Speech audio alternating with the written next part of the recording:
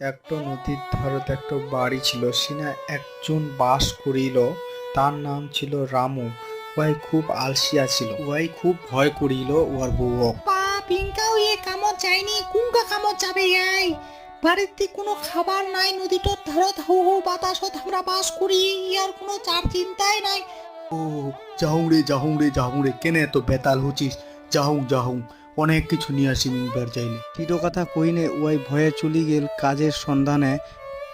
কিরে রামু, কুনা যাস তুই? আর কইস না জিটু, আর কইস না। মোর বাড়িত না ভাতে নাই, তে মুই কামও পাউনি ঠিক মতন। কি কাম করিম কো? একটা কামের সন্ধানে যাও, যদি কাম পাও। ওয়াক সবাই অপমান করিল, কারণ ওয়াই কাজকর্ম করিনি। তুই কাম পাবা নাইস, তুই জিনায় যা, তুই তো আলসিয়া রে। ওয়াই কোনো কিছু গুরুত্ব না দিয়ে নেই, ওয়াই চলিল জঙ্গলের দিকে। ওয়াই একটা ঝোপত লক্ষ্য করিল যে একটা হীরা যেন চকচক করে।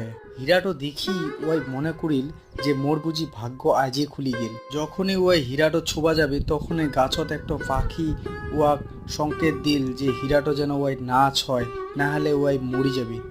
হে রামু, মুই অনেক দিন ধরে ইরো পাহারা দুং, তো কিরো মুই দিয়ে দিন, যদি তুই মোর দুটা প্রশ্নের উত্তর দিবা পারিস।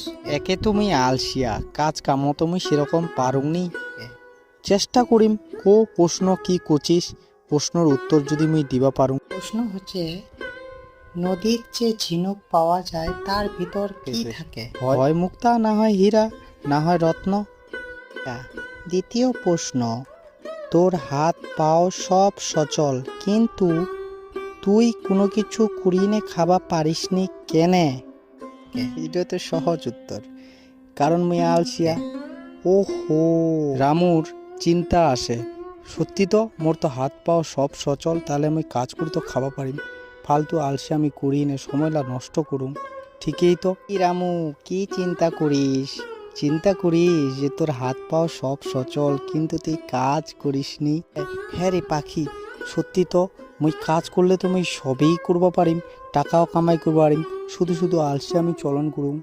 যা রে রামু যা, এবার তাহলে এই যে হীরা আছে, ইটো নিগাইনে সুন্দর ভবিষ্যৎ তৈরি কর, কোনো কিছু ব্যবসা কর, তাইলে দেখবো সব দিক দিয়েই উন্নতি হবে। পাখিটার কথা মতো তার দেওয়া সেই রত্ন আনিনে সে সুন্দর একটা ব্যবসা তৈরি করিল, অনেক উন্নতিও করিল।